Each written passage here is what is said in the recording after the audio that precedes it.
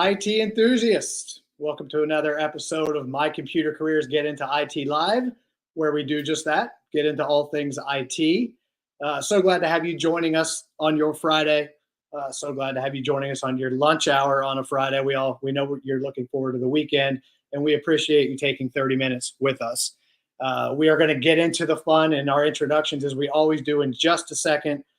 Patricia, did you see that note about Insta? Oh, I see we're running on Insta. Okay, cool. So before we jump into the meat of today's program and introduce our very special guest for everyone, I want to handle just a little bit of business. You may or may not know that May is National Pets Month. So with that in mind, our social team has developed a bit of a contest for everyone. If you take a picture of your study buddy, bonus points if it's with you, bonus points if it's with you in front of your work setup, wherever that may be, and tag us.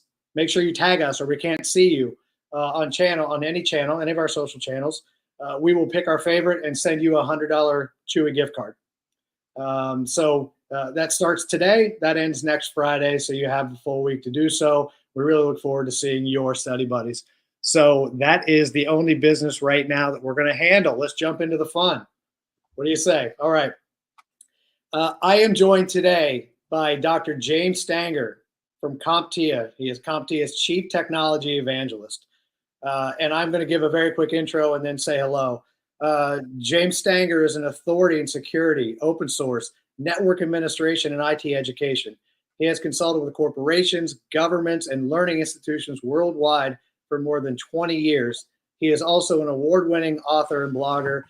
And for anybody in our space, Dr. Stanger is very, very well known and certainly needs no introduction. But for the purposes of today, we will introduce him and say thank you for joining us, James.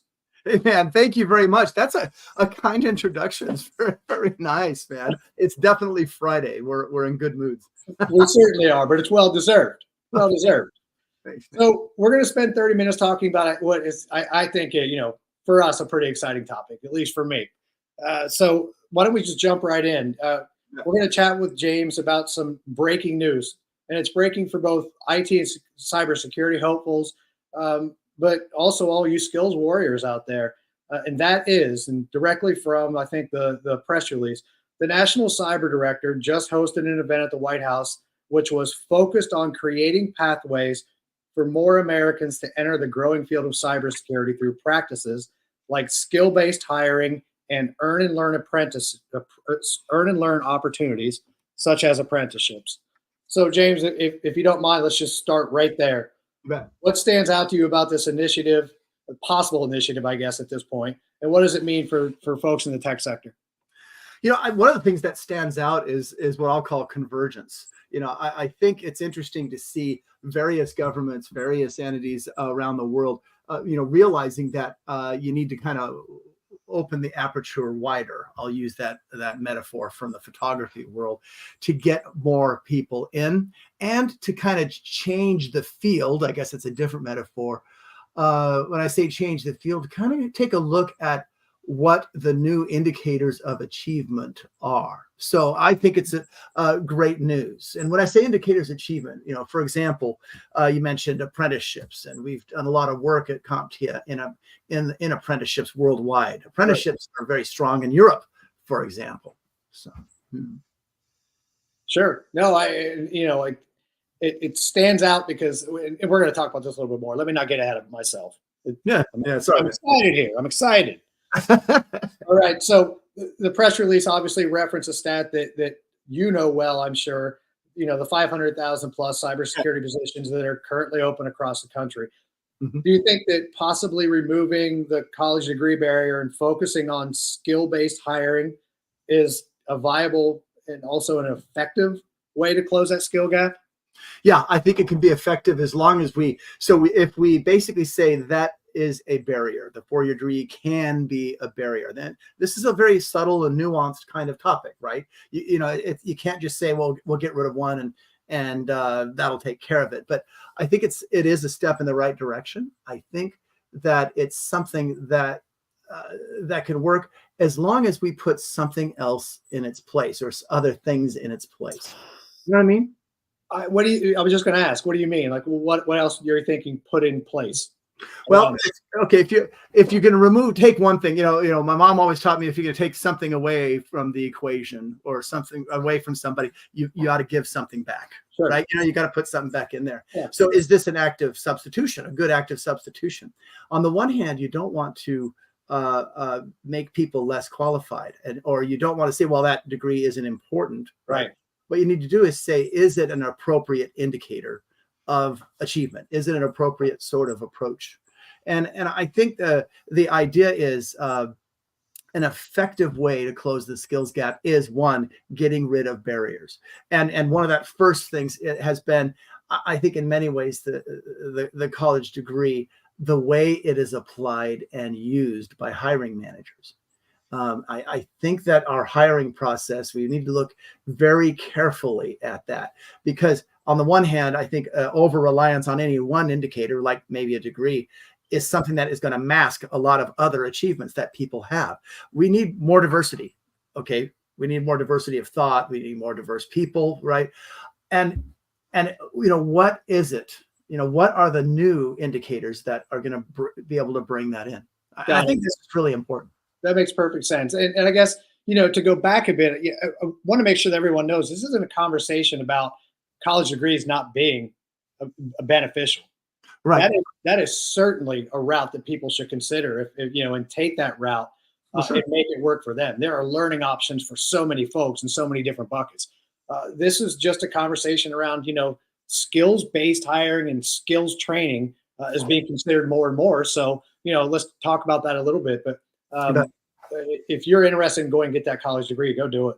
You're going to get a lot. Yeah, and if that college degree is something that really does bring in the skills, I think it's we live in a containers world. Containers in networking.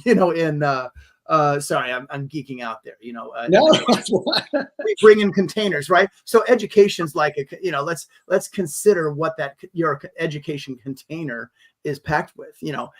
Sometimes an associate's degree is going to be appropriate when you back it up with experience, right? Sometimes a degree is very, very appropriate, but it really has to have the right elements to it. And I think the skills first approach is a good correction for everybody, whether it be degree-based programs or what have you, because it allows us to get that 500,000, number lower. We've been figuring out at CompTIA how to move that needle and get it lower.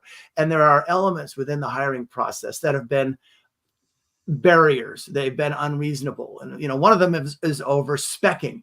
And you could argue that the way the college degree is used is part of an overspecking trend that's only been getting worse in some ways instead of better. If this is a way to reverse that trend, that's great. Overspecking simply meaning the idea that I think we've all seen it. One of my favorite examples, I know a person who's an open source developer. He developed a really cool API, right? An application programming interface, right?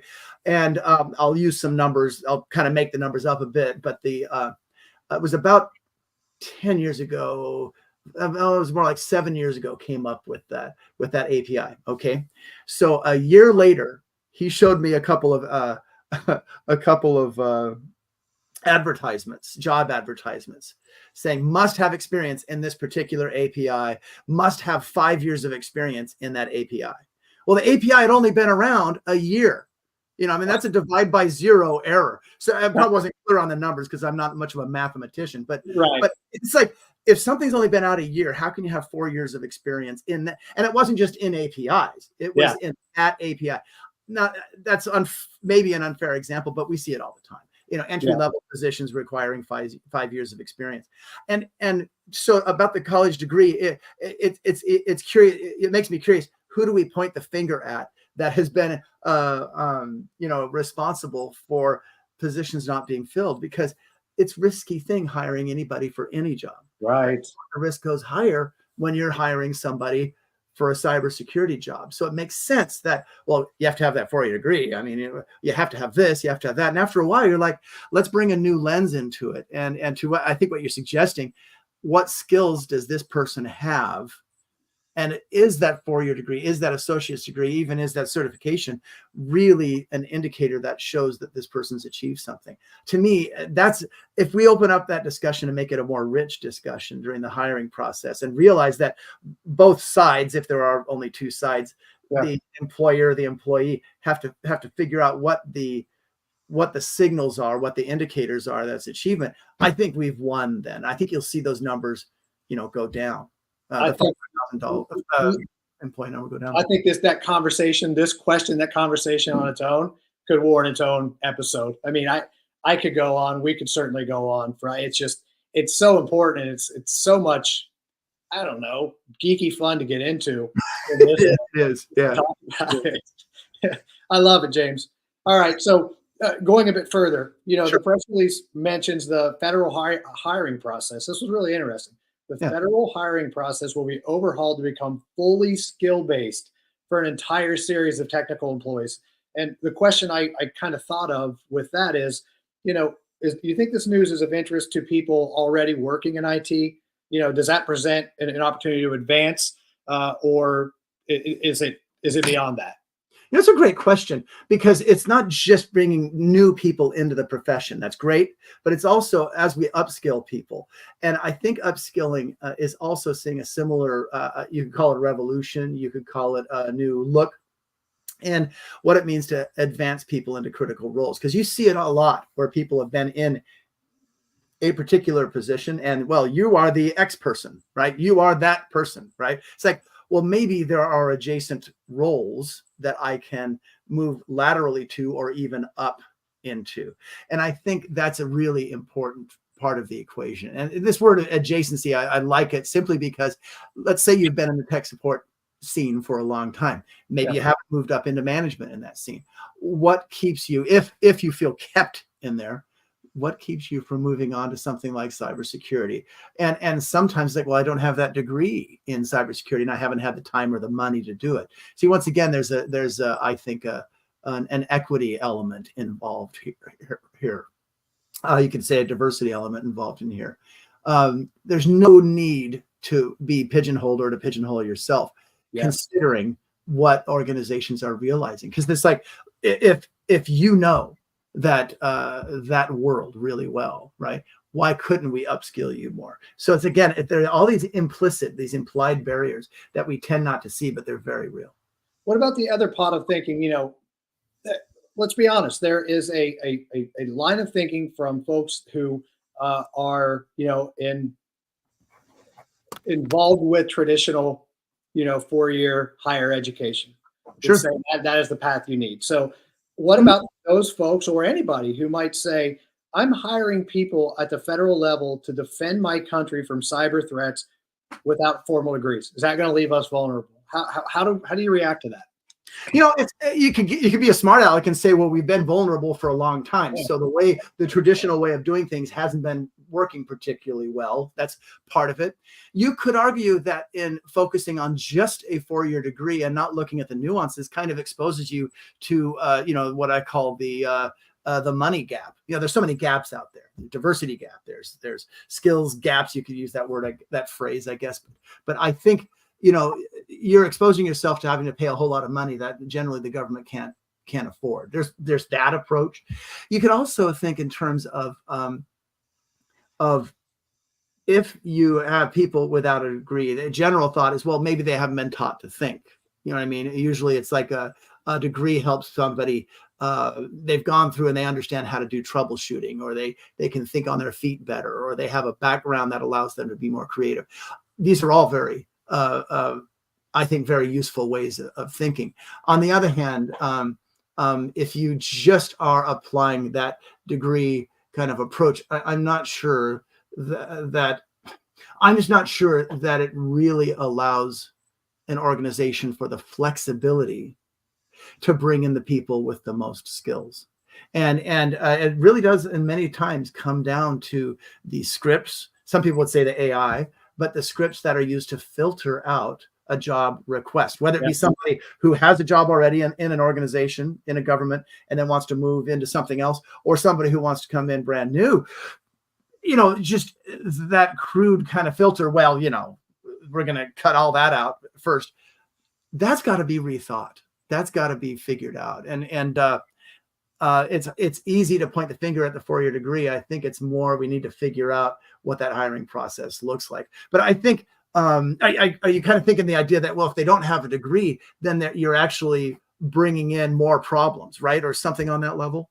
Is that kind of what you're going with that? Well, I'm thinking of the fact that there is potentially a biased mindset from people who have gone through the traditional higher ed route, and they've grown up that way, and they live in academia, and they say, if we're going to have folks at the highest level of our government working to protect us, they should have a 4-year college degree because that's the way it's done. Yeah, it's funny. It's funny because on the one hand, it's like there are a lot of people who get a degree in something, right? And then they get a job in something else. I've been disappointed in my 3 of my 4 kids because they've actually used their degrees in their jobs. I certainly didn't do that. Right. Yeah. So there's one. I do see a lot of people when they get whatever degree they get, and then they're working in a completely unrelated field.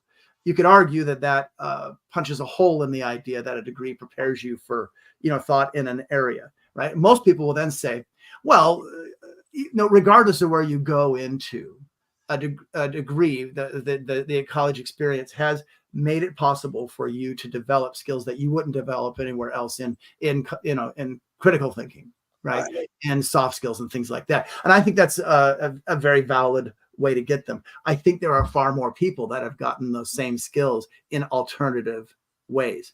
You can call it, it's like the alt rock movement back in the 1990s, right? It's not just the classic rock, it's the alternative rock thing, right? Well, how do we recognize those signals? How do we recognize that alternative? And I think that's what is the most exciting thing that you're going to see, whether it be the White House in the United States, whether it be in the UK, what governments do there. Recently I was in Australia and Thailand. They were also looking at alternative ways to recognize how people can get these skills in alternative ways. I love that you're looking at both sides as well, James. That really helps this discussion. And you're right. It's about the hiring process. It's about the hiring manager. I mean, that's so well said. I think it is. Yeah. I think also in the company culture or the organizational culture, if you're talking public sector, you're talking government. And yes, there is certainly you could call it a gravity. You could call it a bias. You could call it just the way we've done things, right? The education system has done obviously tremendous things in preparing people. Sure. We also realize that there are new challenges and things are moving much faster than before. And so what's going to happen is our various corrections. You'll see degree programs actually get much more agile, much more nimble. And I don't mean agile in terms of project management, but more nimble in how they teach skills. And that we've seen that. And we're going to see people much more metrics oriented about skills in general. And that will affect the 4-year degree. That will also affect people who don't have a 4-year degree. How can you prove to me that you have, in fact, upskilled? What is the ledger, right? What is the approach? And of course, I work for CompTIA. We do certification. That's part of the deal. But I think there are other indicators of achievement that simply need to be brought to the fore, and we have to make that accessible, right? We're starting to see that evolution now, or have been seeing it with traditional higher education folks merging and bringing in some of the training and the cert providers into the universities. So you're certainly, and that's been going on for a while. That's not new. It's interesting you say. It's interesting you say that because it really was traditionally like, well, we're the ones in the university, and this is probably, it's a kind of a they used to use the phrase straw man, but it's kind of a false argument where people said, well, at the degree programs, we are the ones who hire the people who do the vocational work. I mean, that's a very old distinction. And It's been interesting to see how that has fallen by the wayside here. And I think that this White House announcement and the other announcements you see around the world are doing similar things. Okay. JJ, I see your question. We will get to it. Well, no. It makes sense for a question that we have down the road. So I'm going to pause on that one, JJ, but we'll get to you. You mentioned AI just a second ago. I have a kind of a fringe question here. Sure. So, more from the news, it said that skill-based hiring, they call it skill-based. It kills me because, anyway, skills-based hiring is a key priority particularly with the emergence of new technologies like AI and machine learning. Americans with the right skills should have the chance to join the federal workforce, regardless of how they gain those skills. Yeah. Do you think that is this AI disruption, or is this just a smart response to a growing movement and the way people are thinking and hiring? I think it's the latter. I think it's the latter. Of course, AI is a form of smart automation, or at least it can be smart. But I think that it's a smart response in the hiring process more than anything else. AI is obviously here. It's taken the world by storm.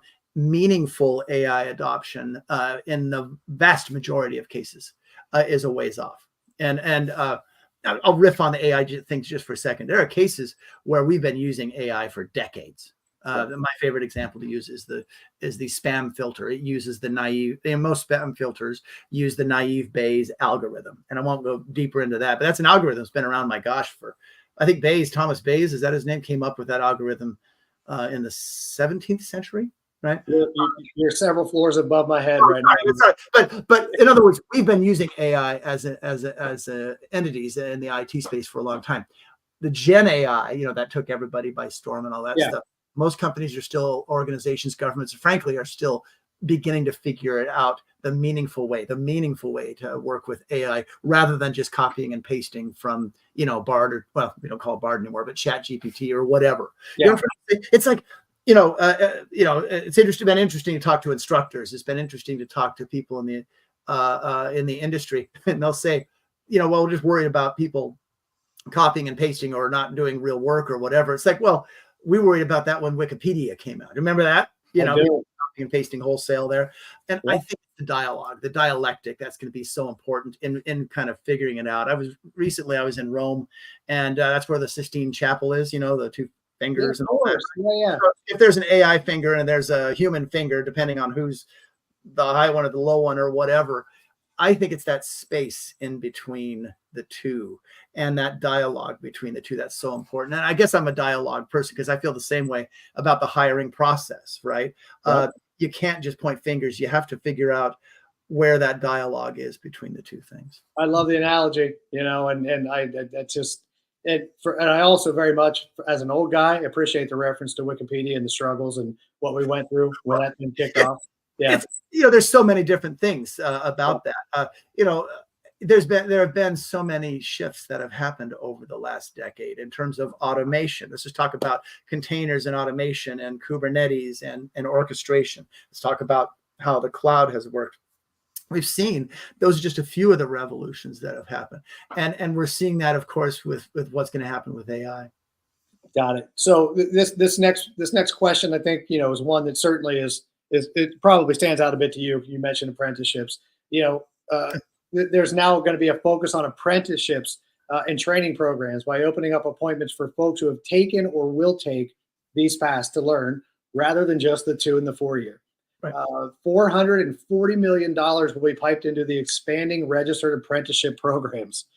So besides the fact that, somebody can now get a federal gig, that way, what advantages or disadvantages do you see through that learning path? One of the disadvantages might be, I don't need to do any sort of activity that proves my prowess, that proves that I've earned some skills. That's problematic during the hiring process. In other words, if you misread what was said, what was written, right, then you could just go, we don't have to prove anything. I finished an apprenticeship, give me a job. See, that's the thing. Right. And what you'll notice is if you take a look at the apprentice works, I'm thinking, for example, is a company called CVS Pharmacy, for example. They've been working on an apprenticeship model for some time. There are quite a few organizations throughout the U.S. that do that. Not enough, but they're doing it. But what you usually see during an apprenticeship model is a gradual improvement of skills, and then the organization asks you to prove what that is. Sometimes they go to certifications for that, third party. You see that a lot in Europe, for example, where apprenticeships have worked that way. It doesn't have to be certifications. There could be additional approaches there. And I think that's where you see, what they've called the LMSs for the last, 30 years or whatever, learning management system. I think you're going to see more sophisticated approaches to where people can say, look, here is the ledger. I don't know if it's going to be done with blockchain or whatever, but here is the ledger that I have that shows what I've done. How often can a student go back in whatever program and say, here is what I've done, right? And here is, that is proved that we can actually prove that I did attend that. And I think that's going to be interesting. The advantages, as long as we can record those achievements, then I think we're in pretty good shape. The disadvantages are if people misread it and then just kind of don't move the needle and just keep doing the same kind of lame thing we've been, I shouldn't say we, but a lot in the industry have been doing, and just, oh yeah, there's been a lot of training going on. It's like, well, what's the pathway? What's the pathway that you walked, and how can you prove it? To me, that's fantastic insight, James. Really, really appreciate it. So, moving to the next question, JJ, I think this kind of dovetails into this question. JJ wanted to know, by the way, I'll just ask these two together. Any suggestions on how someone newly certified can gain the experience and skill behind the cert? Volunteer work, local community, free online resources. So the question that we had next here, skills training, apprenticeships. There may be people watching that don't know specifically what that means. So what are some options for people who want to explore learning, this way? And do you see any barriers to doing so? Age, no experience. I guess that's the first question. And then it dovetails into kind of what JJ is asking here. How else can you hustle? I think you really nailed it, JJ, with volunteer work in the local community. The other thing is, I don't think people realize that they probably have a lot of this experience already. If you have been an Uber driver, you receive a ticket, as it were, right? May not be called that, but it's a ticket, it's a request, and you fulfill it. Well, that is about half, if not 3/4, of what you do at the help desk to get started, right? So that you already have that experience. My point is that if you really look into the previous skills that you have, you probably have more skills than you realize. And we tend to think, well, I wasn't paid for that, James. That doesn't count. Yeah, it counts. Yeah. It absolutely counts. And so the volunteer work, whether it be for friends or what have you, the reason why I got my first job in the tech space was because I had done for a long time. It felt like a long time, almost 6 months. I did a lot of informal work fixing the PCs of the professors that I worked for. They couldn't print something, wouldn't boot right, the screen wasn't right, and I fixed their problems, right? I didn't get any compensation for that other than the fact that professors always called me up, and I probably got better paper grades because of that. But then when I shifted back over into the tech scene, right, I had that experience. Could I say I worked for blah, blah, blah? Yeah, I did. I was doing consulting, wasn't I? So I set up my own consulting business, right? And I still do a lot of that sort of thing, right? So that is what I would do. You can go into business for yourself. And I'm not saying you have to go through all this rigmarole of setting up a formal business, but you need to find a way to recognize those achievements that you've already made. And I know people who've done work for local Granges, for schools even. It's tough sometimes for schools. You have to do background checks, but I've seen people do some pretty serious work in that and to get that initial experience. And that's really important. So in terms of people who then want to, that's great. You want to volunteer, you want to hustle, you want to show, here's what I've done. And I love the question, JJ. What about those people who then say, I am overwhelmed. I have no idea which path to take to go get an apprenticeship or get skills training. Obviously, one of those is through CompTIA. Are there others that people should consider?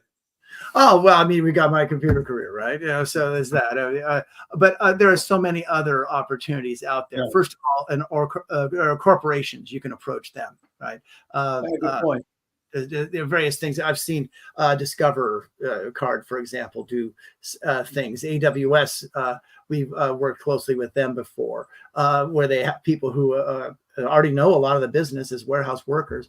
If they already know the business, why not teach them another skill that they can then leverage that knowledge of the business better and things like that. If you notice on the, do you have a link to that White House? To that White House announcement, you'll see organizations from Perscolis, whatever, are in there. I think the thing that you do is you take a look at the more enlightened job role postings, where there are kind of these indicators where they are interested in saying, we're looking at, if there are certain things preferred, that's fine, but it doesn't mean it's a hard and fast rule. Take a look at that. You see, for example, Google, in spite of any news you might see about layoffs in here, they're still putting out a lot of interesting advertisements where they don't list a 4-year degree as much. Right. It's like that. Speaking of Google, wonderful transition, James. Thanks for leading me to it. Oh, really? Okay. Yeah. I thought that, one of the things that really stood out to me was there was this list of a bunch of organizations that attended this event and agreed essentially, we are going to become, and I forget the language, skill-based hiring, and we're going to prioritize skill-based hiring and remove the 4-year degree requirement in job postings when appropriate. Right. It all sounds awesome, but I think there was some news recently where, and I forget where I saw it, but there have been a bunch of organizations, companies that previously agreed to do so. And when they followed up, only 1% to 2% actually had implemented something along those lines. So you mean they'd only implemented what? A non-degree approach? Yes. Yeah. They've all kind of marched along and said, yeah, that sounds wonderful. We're absolutely committed to do it. And then 6 months later, none, or only a very where's the real change, right? I think it's going to take a long time to change that. Whatever analogy you want to use, whether it be if a huge ship is going along and then you turn the rudder and it takes a mile and a half, or that analogy. Earlier I mentioned the kind of gravity analogy, the gravity of the traditional approach and things like that. Yeah. I liken this. I love analogies, I guess. I liken this to cloud adoption. How many years did it take for us to truly adopt the cloud? That term, cloud computing, was coined, I think, in the 1990s. It was, people were talking about it in 2010. In 2015, it wasn't until 2015 that we saw real movement towards the cloud. I realized that there were cloud services available and lots of companies using it, but not the majority. It took a long time to ramp that. I think you're going to see that approach to be very similar in dropping or in, I'll call it, bringing nuances to the 4-year degree approach. It'll take some time. It really will. So, it from what I'm hearing, it's a good step. It moves the needle, but it does so slowly, and the conversation needs to continue. Yeah, and you'll see basically, how should I put this? You'll see the 4-year degree institutions, 2-year degree, and everything responding to this movement in very cool and interesting ways. Again, it's a dialogue, and I think, or a negotiation, or however you want to work it. I think that it'll involve corrections. It'll involve different forms of corrections back and forth. But in that dialogue, as long as people are being valued and what people do, and that human achievement is being valued in new and different ways, then that will make me happy. It'll certainly make CompTIA happy, because it's, at the end of the day, really is about making people, giving people pathways and giving people really, a really cool purpose in life and in doing things. And that's where, to me, that's where it's at. And if we allow stale models to continue, nobody wins. I have another question here, but I honestly think that was a perfect place to kind of put a ball on this thing. Oh, okay. So, a great way to wrap things up. The question was around, does it impact the future of hiring in tech and elsewhere? And, I think you answered the question already. Just to throw us the one more stat out there, there are potentially 70 million people excluded from the labor market because they don't have degrees. So that's why this is so, whether you're with CompTIA or MyComputerCareer or wherever you are, that's why this conversation is so important to dive into and to continue, because there are so many folks out there that certainly are qualified for roles that can close the skills gap in a number of ways. And you're right, the diversity gap and everything else. So I love the topic. And it's so cool to see it. There's a friend of mine over at Google. I've got people in the government who I work very closely with. And it's been really, truly fascinating to see as the attack surface of an organization gets larger, or as the diversity of tools that are available to be used to map technology to business to allow a business, a government to move forward. It's also been interesting to see how we also need a diversity of people to come along and apply new kinds of thought to it. So let's have at it. Let's get going on the dialogue. It'll be fun. Love it. Love it. All right, James, where can we find you? You can find me, let's see, here in Olympia, Washington. Right now, let's see, next week I'll be in the UK. I do a lot of travel, be in South Africa doing some really cool capture the flag type stuff with students and businesses down there in Johannesburg. You can find me at LinkedIn if you want, James Stanger. Looks kind of like James Stranger, but it's James Stanger. And connect with me and let's talk about what it means to do some really cool upskilling. And as you see, James is with CompTIA. Jump over to the CompTIA website if you're interested. CompTIA.org. It's a fantastic site. You know, we even have some really cool ways in which you can indicate your persona, your profile, as it were, what you're doing, right? And we've got a really cool interactive way in which you can identify what your interests are. And we have worked with thousands of subject matter experts to basically put together this step-by-step approach where you can figure out what the best career is for you, and the industry will reward you for that. Instead of you trying to just say, hey, I'll conform to this. It's like, no, here's who I am, and the industry will come running to you. And that's what we really, it's a very promising thing, very promising approach that we have at CompTIA. So come to CompTIA.org and check it out. Folks, if you haven't dipped your toe in the water, please go do so. CompTIA is an amazing association, so many resources that will help you get better. I really appreciate the time today, James. Anytime. I think it was a worthwhile conversation. Everyone, as you know, hopefully this will live on all of our channels. So you can watch this at any time. Please do so. And we'll also share a few snippets from this conversation on social media as well. But as always, we really appreciate the time today from each of you to join us on your Fridays. Very much looking forward to seeing you next week. And James, hopefully it goes without saying, I really appreciate it and, wish you the best this weekend. Thanks so much, Aaron. All the best. You don't mind hanging around for just a second? Sure, man. Yeah. All right.